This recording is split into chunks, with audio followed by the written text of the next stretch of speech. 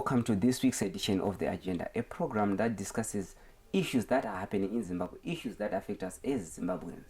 A lot has been happening in the first quarter of 2022. We have seen by-elections, they came and went, and there were issues that were raised with the anomalies within the voting system in Zimbabwe.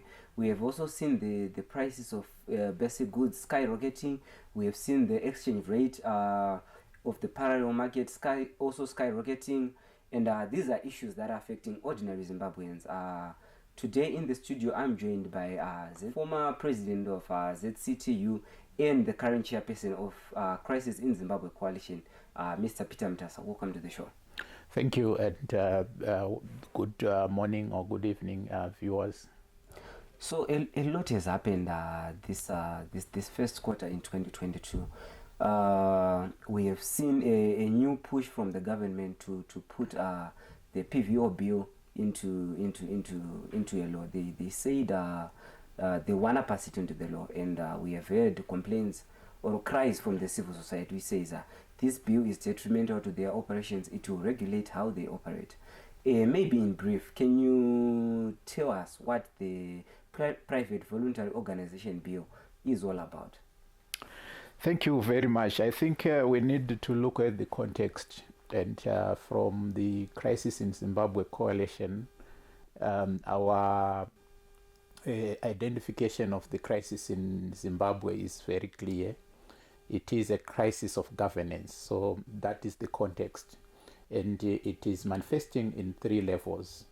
We have a crisis that is showing in terms of state and society relations. Okay. Where the state has become repressive, a dictatorship, and a state that is a danger to the citizens. The state is trying to close all democratic spaces, and the state is also trying to ensure that it curtails the rights and freedoms of citizens. But we also see the crisis in terms of economic relations and livelihoods. So it's a state that is failing to provide jobs.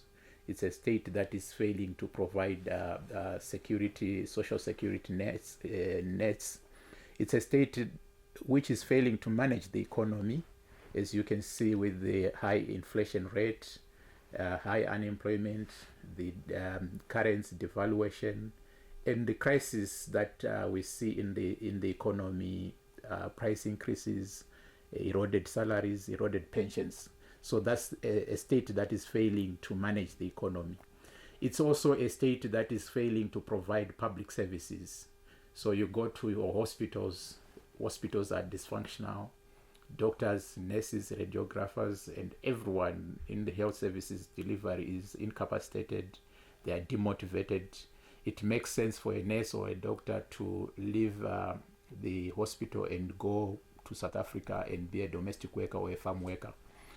Let's go to our schools, universities. I hear ZINASU is planning to have a shutdown of all colleges and universities on the 9th of May because the cost of education is now exorbitant. Many students are dropping out.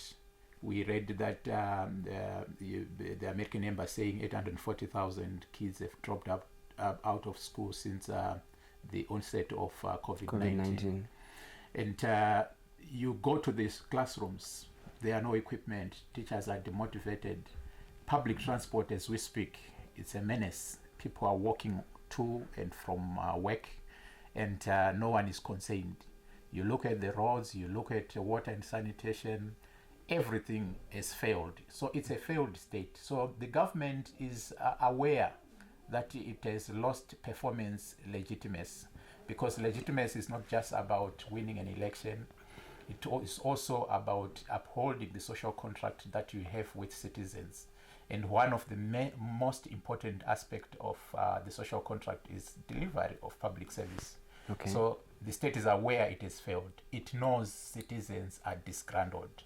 So what does it do? It is using a lot of interventions, dictatorship and autocratic interventions, to ensure that it stifles dissent. It also curtails freedoms and rights so that people cannot uprise, people cannot express themselves. One of the major tools that it uses is propaganda. So you hear them talking about anyone, whether you are a student, whether you are a church leader, whether you are a journalist, anyone who raises these legitimate and genuine concerns. They are labeled regime change agents. They are labeled Western puppets. Some of us in the trade unions were labeled terrorists, enemies of the state. It is just propaganda aimed at distracting people and citizens from the real issues that government is failing to deliver. Okay. It also uses censorship. So all the organizations that are supposed to be speaking on behalf of citizens, all the organizations that are supposed to hold the state accountable and to provide checks and balances, Okay. the state uses censorship. And part of it is the violence, part of it is also intimidation, as we have seen Hopewell being intimidated by Kundishaya. Myself, I've been threatened by him. He said he wants to kill us. He wants to kill Makomborero and Tendai Bit. They do so to censor and to make sure people do not speak. Okay. But they also use lawfare, where they reform the legislative framework, make sure that they bring back the draconian legislation that we used to have during colonial era. If you look at IPA, if you look at POSA and now MOPO, there's no difference with the law and order act that we used to have under apartheid. Okay. So that is the context that we are operating in. At times they also use patronage and get to the ruling, to the elites in different sectors. Whether it's in church, they bribe the bishops, they bribe the prophets. In trade unions, we are seeing a lot happening. They bribe the trade union leaders to make them quiet and not voice concern or organize or mobilize citizens to force it. So that is the context around the bill. It's just part of the other interventions, dictatorship interventions that they are using to suppress people. And this particular one is similar to the patriotic bill. It is also similar to the labor amendment bill, which is seeking to give excessive powers to the minister to interfere with trade unions. It is also similar to the health services amendment bill that it is using to curtail strikes in the health sector, and also to take away the right to strike and the right to collective bargaining for the workers in the medical field. So it is a wholesome approach that the government is taking, and we want citizens to understand it from that aspect, from that angle, that it is a direct attack of citizens' rights, citizens' freedom. It's not just targeted at the CSOs, it's not just targeted at community-based organizations or NGOs. It is an attack on the Constitution, taking away the rights that were given on the Constitution. So the Private Voluntary Act Organizations Amendment Bill, they want, it's a bill that the government seeks to enact. Okay. And in their justification, they are saying it is necessary so that they manage and control the NGOs, CSO, community-based organizations, and many other organizations that falls within private voluntary organizations. Their justification is that they are acting in compliance with the Financial Action Task Force recommendation number 8, which seeks to streamline administrative procedures of the private voluntary organizations. They say they also want to prohibit private voluntary organizations from political lobbying. And clearly that is unconstitutional, because Section 67 of the Constitution provides political rights to all citizens, including those who form their own community-based organization, and those who form their own civil society organization or social movements. There is nothing that prevents social movements or civil society organizations from fighting for democracy, for example, from fighting for good governance. And the main challenge about this justification and even the wording of the Private Voluntary Organization Amendment Bill is quite too vague and using a dragnet approach. What is political lobbying, for example? If we say we want good governance, will not that be called political lobbying? If Yeah, we it say also this be. government has failed, or this government has captured state institutions, and we want constitutionalism, that can be said to be political lobbying. So the bill, with its justifications, seeks to criminalize everything that citizens must be doing in terms of the constitution.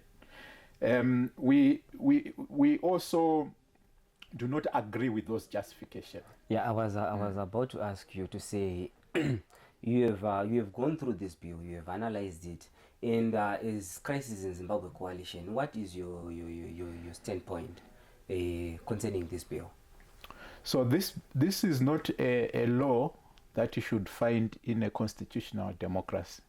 Zimbabwe, according to our constitution, is supposed to be a constitutional democracy, and the constitution is supposed to be the supreme law Of the land, And, yeah. Yes, any law, any custom, any practice that is inconsistent with the constitution should be unconstitutional.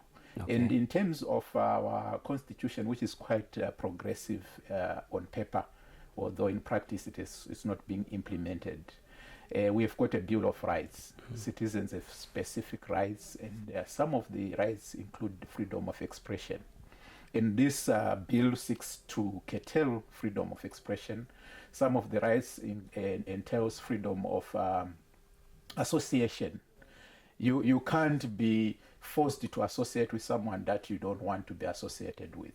So, for example, the bill seeks to give the minister who administers this act excessive powers, unrestricted powers, to come to any CSO and say, we no longer want your executive director. Okay. So we are giving you another director. Okay, but they are saying within the CSO's operations, there are some anomalies.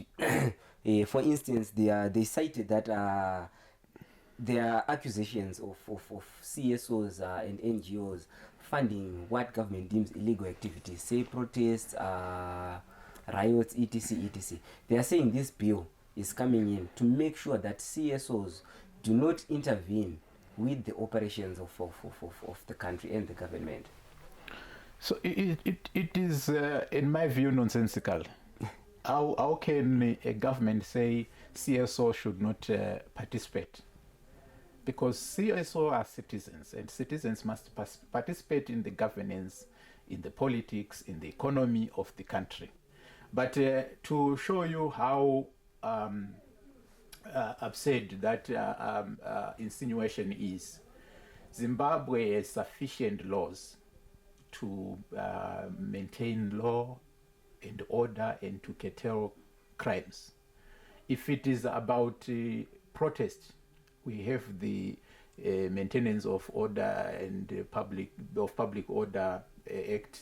We also have the Criminal Codification Act for any crime that anyone can commit. Why is it that we have not had any CSO that has been convicted in any criminal court? It is simply because CSOs are not committing crimes. So there is no one CSO that they can point out that this particular CSO has committed this crime. There is no one CSO that they can point out that this CSO has been convicted in any court of law. So they can't use a particular bill to generalize, that generalizes that everyone who is in CSO is a potential criminal. Okay. So we need to curtail their freedoms and rights. That is unconstitutional. The government has to prove to everyone, because they are using the FATF recommendation number 8 as the justification for bringing about the PVO bill.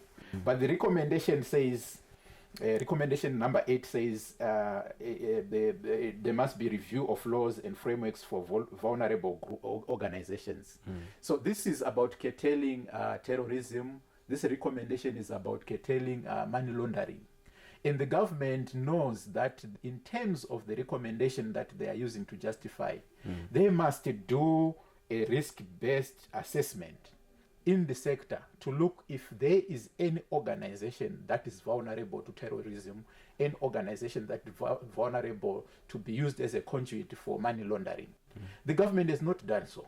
It has just come in a sector and say, you are all potential criminals. We think you are committing crime, and we want to bring this law to curtail your rights and your freedoms, because we believe this sector is susceptible to crime and you are all potential criminals. So it has not done any assessment. It's a dragnet approach.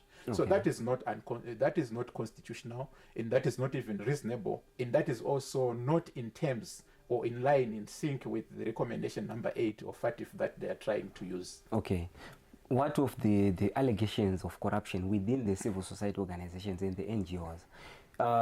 There were some allegations that the monies that were given were not used to administer the way it was supposed to be administered. Won't this justify this PVO bill?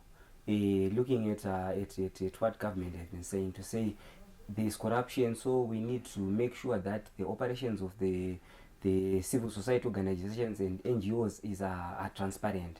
Don't you think that the bill will also justify these allegations?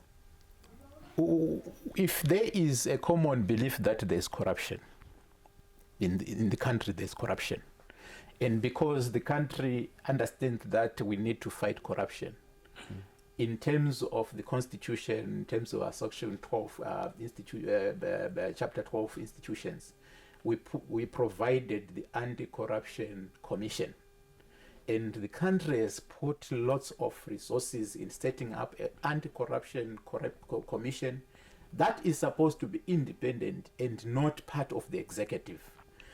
We also promulgated an anti-corruption commission act that is supposed to give the anti-corruption commission powers to investigate and to deal with corruption. If the issue is about corruption, how many CSO entities have appeared before the Anti-Corruption Commission? We don't just have the Anti-Corruption Commission, we also have the National Prosecuting Authority. We also have the police. How many CSOs have been held before the courts and tried in a court of law that they've been corrupt? So we don't need any particular law that looks at any particular persons on the assumption that they are criminals, on the assumption that they are committing crimes. We have sufficient laws. If it is about corruption, we have sufficient laws. We have the Criminal Codification Act. We have the Anti-Corruption Commission Act. We also have sufficient institutions to deal with that. We've got the police, we've got the judiciary. We also have the NPA.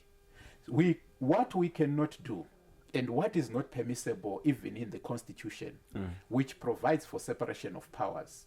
A person cannot be accused by the executive and then tried by the executive. One of the main concerns that we have with the bill is that the bill seeks to give the minister excessive powers to just come into a CSO and demand that we want to change the board, we want to change the executive director, and without a court order. Judge, jury, executor. Judge, jury, and executor at the same time, without a court order. That is not even allowed even in a traditional court, a chief's court. A chief's court, the chief cannot come to you as he sends his police, and you are brought to the court. And when the chief tries you, they give you fair trial with other people, assessors listening to you. So even the police cannot come to any particular place and demand to search that place without a warrant from the courts. Yes. So this is quite excessive. It actually bizarre, and it was also unconstitutional. So if the executive, if the government has got concerns, it should fall back to its many laws that we have, fall back to many institutions that we have. If it is about money laundering, yes, if it is about terrorism, the Reserve Bank Act, the Anti-Money Laundering Act, we've got many acts that deals with those particular crimes, potential crimes, and they are sufficient, and they also are very clear because they give They provide for separation of powers. It is not the minister who has to come and accuse CSOs and change their boards arbitrarily. So we don't believe that is a sound justification or a sound argument. Okay, as you mentioned earlier on, you said things are bad. The situation is in the country is bad, from poor service delivery, the health sector, schools, poor remunerations, etc., etc. As CSOs and also as pressure groups, what are you doing to make sure that the authorities are accountable to the public? Right. So the Zimbabwean crisis has been going on for a long time. And I think when we assess what citizens or what CSO or what other organizations, progressive movements have been doing, we need not to lose sight of what we have been doing since the genesis of the crisis. I'm sure you know the government wanted a one-party state. It was destroyed and rejected by the citizens and civic society organizations, labor movement, student movement, and CSOs. The citizens came together and formed even an opposition in order to promote a multi-party democracy in this country. We have many graves. We've got many people who are injured, who are maimed, fighting against these vices, challenging a brutal regime that does not hesitate to kill, that does not hesitate to brutalize and to imprison or to persecute citizens who just hold a different view from the establishment. So we need also to take all those into the context. But fast forward to 2017, the regime changed the colors with the coup. So currently, our assessment is clear that we are now under a military regime. A military junta is running. It may be behind the scenes, but it is in control. So when you are under a military dictatorship, the constitution is suspended.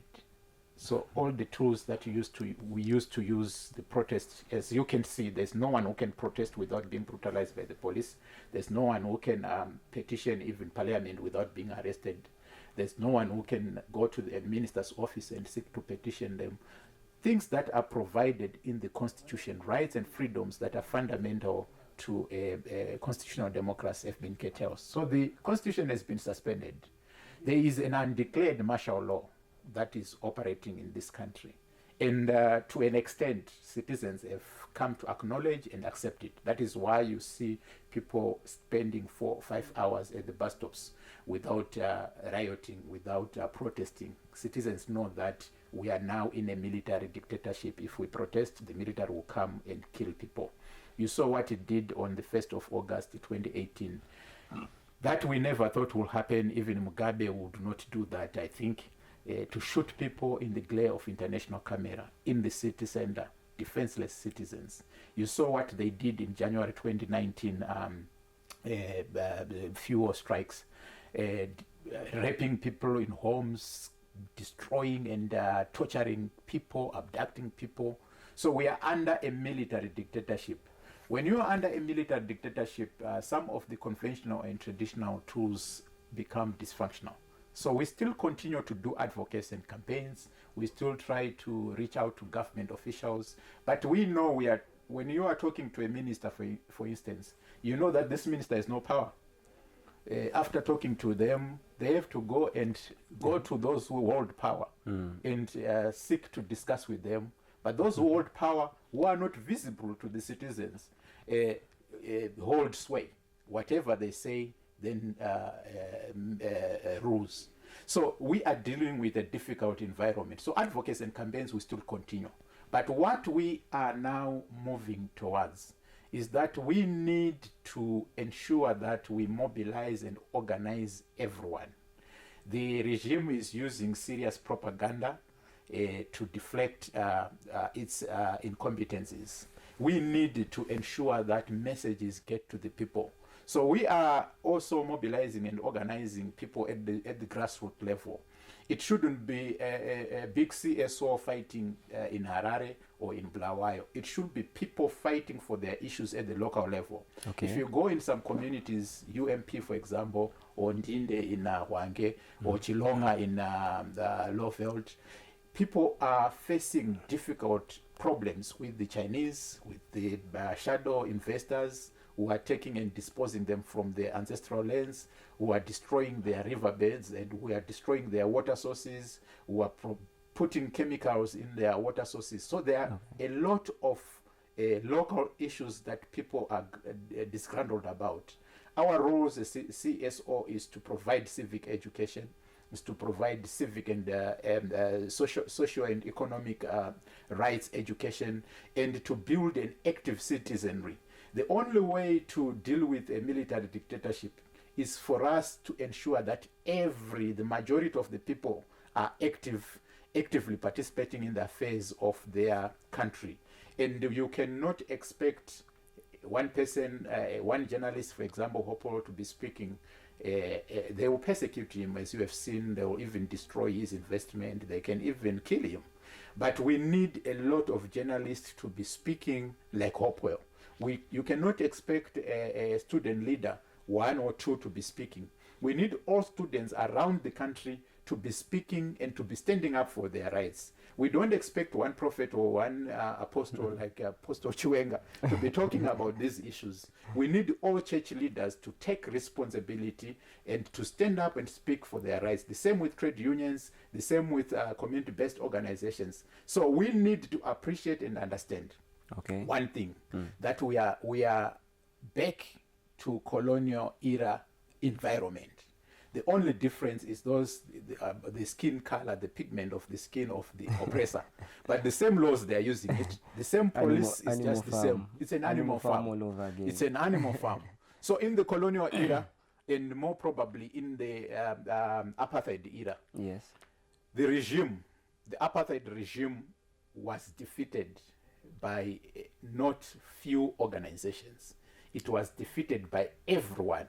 Remember in 1976, when even primary school kids stood up and challenged the apartheid regime.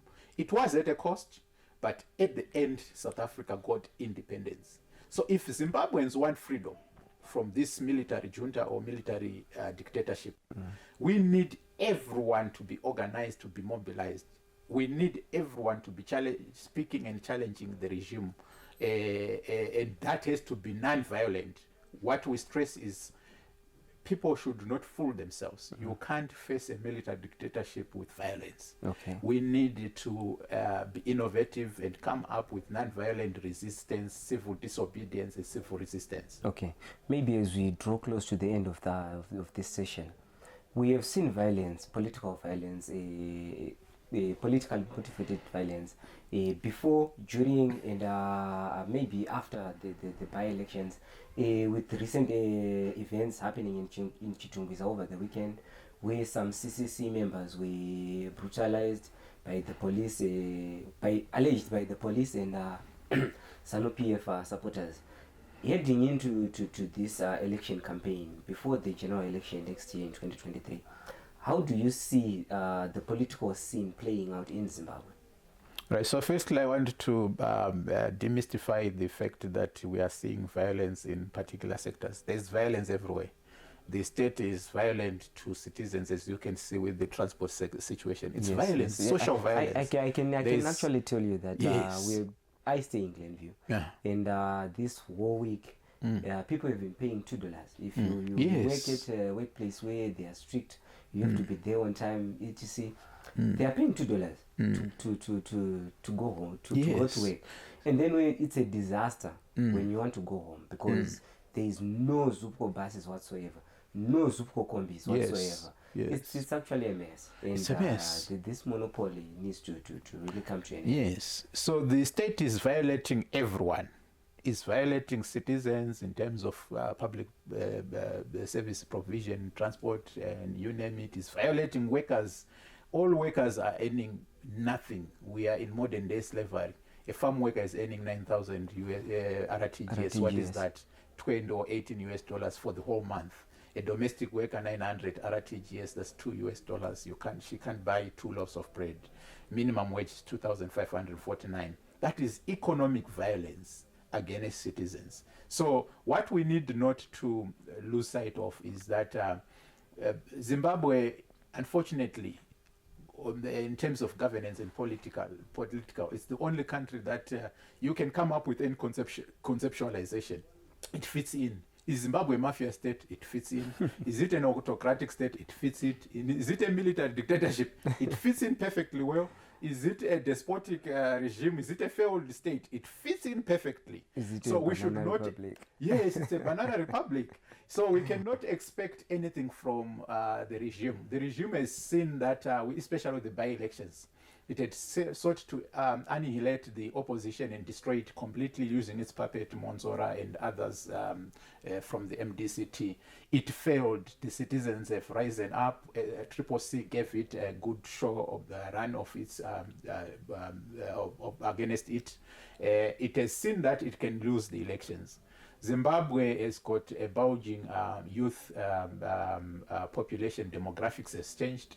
They are not concerned with the liberation propaganda and the sanction propaganda. The regime knows that. So if all youth come together and we are encouraging them, go register to vote and ensure that you vote and protect your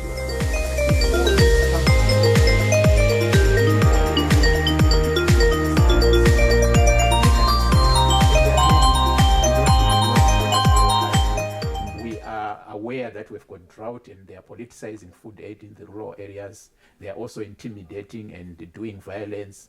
Where we know the Zimbabwe Electoral Commission has not been open and transparent with the citizens. So if it sees that it is going to lose, as we think that it now appreciates, the regime is going to go back to its default settings. It's going to be a bloody 2023 elections. But we need citizens to wither on. Don't respond with violence, respond with non-violent resistance, and also ensure that we mobilize as many people as possible to vote. But we also want the international community to be on guard. We want SADC to be on guard.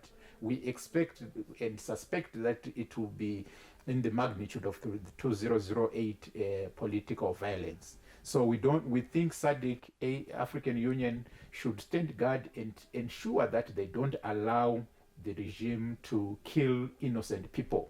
They don't allow the government and its security apparatus to commit a genocide. We also push forward the message to the UN and any other organizations that are interested in the governance of Zimbabwe, EU, and any other embassies that we have, that we need to apply a lot of pressure that the government should not commit another genocide. We have had Kukura Wundi. We lost more than 20,000 people mercilessly, brutally, and unnecessarily. We had 2008 political violence. In between, we lost many people, Chiminya and others, people being burnt in their homes, people being killed in their homes. We can't afford that. So we are calling upon citizens to rise, register to vote, go and vote, defend your vote, and ensure that in our lifetime we have some normal state. What we are seeing is not tenable. Okay, Mr. Mutasa, thank you so much for your time here on the agenda. Hope to speak to you soon again. It has been my pleasure. Thank you very much for inviting me. So that was a Crisis in Zimbabwe Coalition Chairperson, Mr. Peter Mutasa, speaking to us here on Museum TV about the current situation in the country. For more, follow us on our Facebook page, subscribe to our YouTube channel, and also go to our website, www.newzimbabwe.com. Read our stories, like, share. Until next time, this is goodbye.